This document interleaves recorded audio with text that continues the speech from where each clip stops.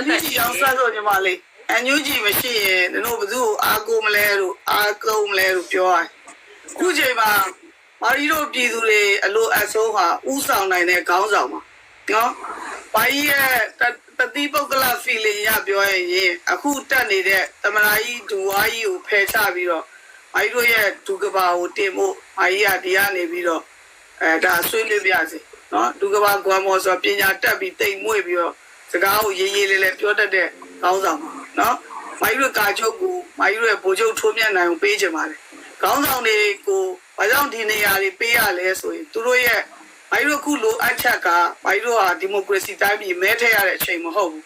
ပြည်သူတွေကိုတကယ်ဥဆောင်နိုင်တဲ့ခေါင်းဆောင်တွေကိုပဲမာရီတို့ရဲ့ဒီအုပ်ချုပ်ရေးပိုင်းမှာအုပ်ချုပ်စေခြင်းနဲ့ခုကာလပေါ့နော်နောက်9နှစ်ကြာတဲ့ခါကျရင်မဲပြန်ရွေးပြီးတော့လူတွေပြန်ပြီးတော့မဲရွေးတဲ့ခါကျရင်သူတို့တက်ကြီးလို့ပဲထွက်နော်သူတို့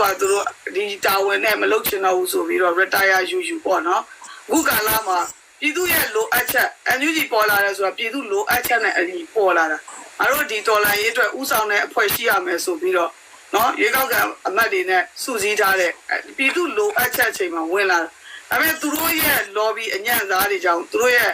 ပြည်သူကိုချမပြနိုင်တဲ့အားနည်းမှုတွေကြောင့်သူတို့ဟာဒီချိန်မှာငန်းတဲ့ဆိုတော့မာကြီးတို့တိုင်းပြည်မှာနောက်ဆိုရတစ်ခုပေါ်သင့်ပြီအဲ့တော့ဒုကဘာကြီးကိုတမရနေရာပေးပြီးတော့ဘုရုပ်ကွာမဟုတ် sorry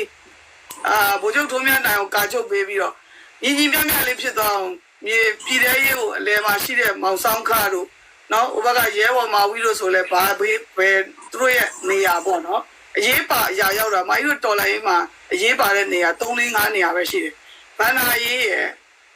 ကာဝယ်ရေးရယ်ပညာရေးကျမ်းမာရေးအုပ်ချုပ်ရေးရယ်3ခုလောက်ပဲလို့နော် sorry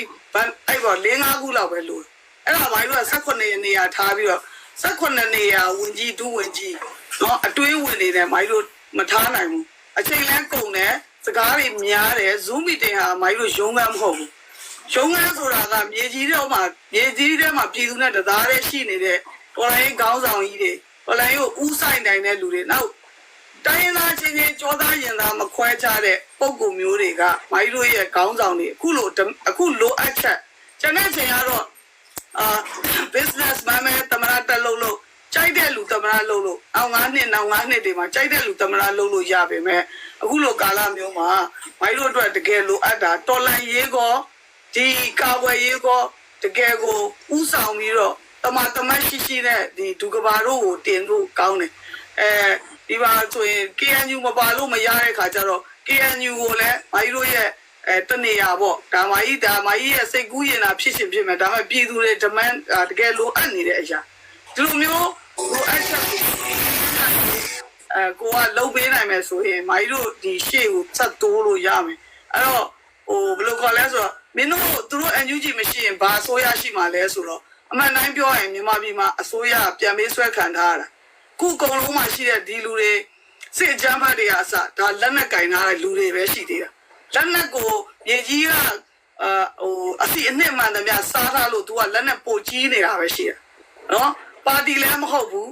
ဘာမှမဟုတ်ဘူးလက်နက်ကင်ထားလို့ကိုမာကြီးတို့ကိုငယ်တော့ brain wash လုပ်ခဲ့သလိုပဲသူတို့ကပဲစက်ကြီးတွေကောက်တယ်သူတို့ကပဲအတင်းတမစစ်တဲကိုဝင်ခိုင်းတယ်စစ်တဲမဝင်ခြင်းစက်ကြီးထက်ကောက်တယ်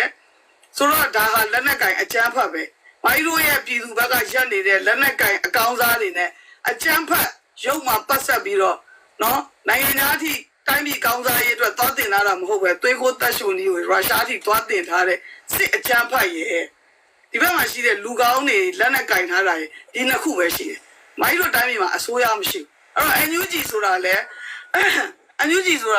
ပြည်သူတွေလိုအပ်နေတဲ့အချိန်မှာပေါ်ပေါက်လာတဲ့အစိုးရ။မိုင်းတို့စီကမဲတွေနဲ့ရသွားတာမဟုတ်ဘူး။မိုင်းတို့တကယ်ရွေးကောက်ပွဲလုပ်ထားတဲ့လူတွေက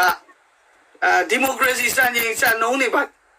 တွေပြောလို့ရတဲ့လူတွေကသူတို့အကြမ်းဖက်ရဲ့ပြန်ပေးဆွဲခြင်းကိုခံထားရတယ်အဲ့ဒါကိုပြည်သူတွေမမေ့နဲ့မာကြီးကတော်လန်ရေးသမားဖြစ်တဲ့အတွက်အခုလိုအချိန်မှာမာကြီးတို့စီမှာအစိုးရထက်နေမြေပိုင်ဆိုးပြီးတော့အဲ့ဒီမြေကြီးတွေမှာအစိုးလိုက်ရဖို့အရေးကြီးတယ်အစိုးရဆိုတာကသူတို့ကအကုန်လုံးဖြန့်ကျက်ပြီးကွန်ချက်ကြီးလုပ်ပြီးတော့ပညာရေးလဲ၅ပါကျမ်းမာရေးလဲ၅ပါဆိုတာမျိုးကမဖြစ်ဘူးရခိုင်မှာရှိတဲ့ကျမ်းမာရေးကရခိုင်တွေကပို့ပြီးကျွမ်းတယ်သူ့ရဲ့ယောဂဗေဒနဲ့သူ့ရဲ့ဖြစ်နေတဲ့ယောဂနဲ့ तू ကပို့ပြီးတော့ ကုသလို့ရချင်းပြည်နယ်ဆိုတာကဒီဒေါက်တာဇော်ဝေဆိုရဲ့ပညာရေးနဲ့တွားလို့မရဘူးချင်းကမိုးရင်းကြောင်းပေးရမယ်နေရမိုးရင်းဆိုရင်ပညာရေးလုံးဝရှက်ဒေါင်းလုပ်ပြီးတော့ပိတ်ထားမယ်နေရဘာလို့လဲဆိုသူ့ကြောင်းတွေကတွားလို့လာလို့မရဘူးတရားလည်းမရှိဘူးကျိုးတရားနဲ့ကြောင်းတက်ရတယ်ဆိုတာအဓိပ္ပာယ်မရှိဘူးအဲ့လိုမျိုးလိုအပ်ချက်တွေကိုမသိဘဲနဲ့အစိုးရလုံးချင်လို့မရဘူးငါတို့ဗမာကြီးဝါဒနဲ့ငါတို့ပဲအစိုးရမယ်ငါတို့ကဒေါအောင်ဆန်းစုကြည်ကမဲပေးထားတဲ့အမတ်တွေစုထားတာဆိုပြီးတော့ဒါကြောင့်လဲဒီတော်လန်ရေးကဝေဝါးထွေပြားပြီးအဖွဲ့တေးသေးလေးတွေဖြစ်သွားတာအမှန်တကယ်ဆိုရင်သူတို့ကဒီလို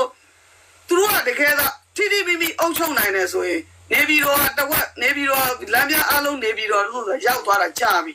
နော်သူတို့ဘက်ကကိုကတီဂျိန်နဲ့နော်ကိုယ့်ရဲ့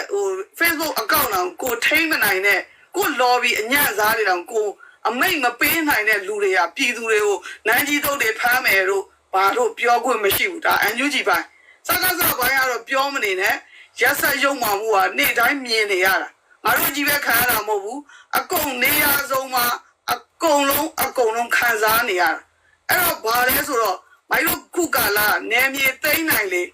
အုပ်ချုပ်ရေးဘောင်ကျဲလေပဲနယ်မြေသိမ်းနိုင်လေအုပ်ချုပ်ရေးဘောင်ကျဲလေပဲသူတို့ပြောနေတဲ့အစိုးရဆိုတာကပြန်ပေးဆွဲခံထားရတာအဲ့ဒီအစိုးရကနေစိုင်းထိုးပြီးနောက်elected president ကိုနောက်ဒီရှိလက်ရှိတမန်တော်ဦးဝင်းမြင့်ကနေပြီးတော့နောက်တက်လာမဲ့ elected president ကိုမခင်မိုးတို့ကပေးလိုက်တော့မှနောက်အစိုးရရဲ့တမန်တော်ဆိုတာပေါ်လာတာဒီတော်လေးကာလမှာဗိုလ်ချုပ်ကွာမော်တို့ဗိုလ်ချုပ်ထုံးမြတ်နိုင်တို့တွားတဲ့ဝေးကသူတို့တမန်တော်ဖြစ်ချင်တာမဟုတ်ဘူးသူတို့နယ်မြေလဲလွတ်မြောက်ရမယ်ငါတို့နဲ့အတူတူနေတိုင်းမီးလောင်ဘုံကျနေတဲ့လူတွေကိုလည်းလွတ်မြောက်ရမယ်ဆိုတဲ့အတွေးနဲ့ပဲတိုက်နေတာဂျားလေးကဖြတ်ပြီးဂျားဖြတ်အစိုးရဖြစ်သွားတာက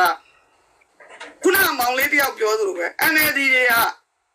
ဒီစစ်ပိန်းတွေထဲမြင့်တယ်အုံလုံးနဲ့မြင့်တဲ့လူတွေကဘလို့တွေးခေါ်လဲဆိုတော့ငါတို့စီမှာအစည်းအဖွဲ့ရှိရမယ်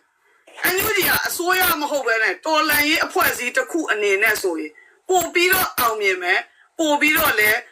နည်းနဲ့ကြဲဝိုင်းလို့ရရဲ့သားနဲ့18နေရာယူပြီးတော့ဒီလိုလှုပ်လိုက်တဲ့အတွက်တကယ်မြေပြင်ကလှုပ်တဲ့လူတွေပါနာမည်ပြတ်တယ်NUG မှာလူကောင်းတွေအများကြီးပဲဒါပေမဲ့သူတို့ရဲ့မထီရောက်တဲ့အစွမ်းစမရှိတာကိုဟန်လုပ်ပြီးတော့အစွမ်းစယူထားတာဟိုဘက်ကစစ်ကောင်စီအားရအောင်လို့ဒီစစ်ကောင်စီ9နှစ်တမနာပြန်ရွေးနိုင်အောင်လို့အချိန်ဆွဲထားတဲ့တရှိုးက NUG ထဲမှာထိတ်ကြီးမှာရှိပြီလားတော့ဘာအစိုးရရှိတရားလို့လဲတို့ကဘာအစိုးရလဲဆိုတာမလို့ဘူးသူတို့အခုလို့မတို့ဆွေးနွေးပွဲတော့လာပြီးဖြတ်စည်းနေတယ်ဆိုရင်ထိတ်ဆုံးကိုဘလောက်ဆွေးဖြတ်စည်းပြီးတော့တွေးခွဲမလဲဆိုတာစဉ်းစားကြမောင်တို့မတွေထိတ်ဆုံးကိုဘလောက်ထိတွေးခွဲမလဲဆိုတာမင်းတို့စဉ်းစားကြည့်မတို့ဒီလိုဝိုင်းလေးမှာတော့လူ3ယောက်4ယောက်5ယောက်လောက်ကိုထည့်ပြီးတော့ဒီလိုအောက်ခြေထိလာပြီးတွေးခွဲတယ်ဆိုရင်အထိတ်ဆုံးမှာဘလောက်ထိတွေးခွဲမလဲစဉ်းစားကြည့်အဲ့ဒါပဲငါတို့ဒီချိန်ဟာအစိုးရမလို့သေးဘူးငါတို့ဒီချိန်ဟာစီစီလုံးနဲ့ဒီစစ်အာဏာရှင်တုံဆေးလာအောင်လို့သူ့အောက်ကအမြင့်တွေကိုအကုန်ဖြတ်ပြရမှာနော်သူတို့ဒီလိုမျိုးမရှိရွယ်ဘူးသူတို့ဒီလိုမျိုးလုပ်မယ်လို့လည်းသူတို့လည်းမထင်တာဘူးအရင်တော့လိုပဲဒိုးရေးလုပ်ပြီးတတက်နဲ့ပြစ်လိုက်ငြိမ်သွားမယ်များသက်သက်ခံကိုပြစ်ပြများသက်သက်ခံကိုပြစ်ပြတာဂျန်စည်းတွေကိုထစေတာဂျန်စည်းတွေဆိုတာသူတို့ကသူတို့အိမ်ထဲမှာဂိမ်းဆော့ပြီးတော့နိုင်ငံသားသွားမယ်စာတင်မယ် college ကျောင်းသားအဆင့်တွေဘယ်သူမှထလာတာမဟုတ်ပြီးတော့ဗမာတက်ဆိုတာကဖုံးကြီးတဲ့စစ်သားအထွက်ဆုံးကဗမာတွေမကွေးတို့စကိုင်းတို့ဆိုတာဖုံးကြီးတဲ့စစ်သားပဲထွက်တာဒီထဲမှာယောက်ျားပြည်သားချင်းဖုံးစစ်တဲဝင်တယ်တရားတစ်ပါးပဲလိုက်ချင်ဖုံးကြီးလိုက်ဖုံးကြီးဝင်တယ်အဲ့တော့ပိုကောင်းသွားတာဒီတော်လိုင်းရဲ့အမြက်ကဘာလဲသိလားမိုင်းတို့တိုင်းရင်းသားတွေအမြင်ကြည့်သွားတာနော်မိုင်းတို့အရင်တော့သူတို့ဗမာတွေဆိုရောကြိတ်ခံရတာငါလည်းဘာမှလည်းမသိရန်ကုန်မှာအမေရရန်ကုန်သူမလို့ရန်ကုန်မှာမွေးတဲ့ငါရောကြိတ်ခံရတာငါတို့အခုအောင်မြင်ခြင်းဘာလဲဆိုတော့တိုင်းရင်းသားတွေကသူတို့လည်းခံရတာပဲငါတို့ကြီးပဲခံရတာမဟုတ်ဘူးဆိုတော့အမြင်မှန်တော်လိုင်းရဲ့ရလက်အကောင်စားဒါမျိုးဆက်မြင်နေရမယ်ဆက်ပြီးတော့ကျုံးရမယ်ဘာရပြင်းအုပ်စုတွေကပြင်းပြီးတော့ဒီနယ်မြေအုပ်ချုပ်ရေးယူမယ်နောက်ကနေပြီးတော့အုပ်ချုပ်ရေးတရားပိုင်းဆိုင်ရာရေးနေတဲ့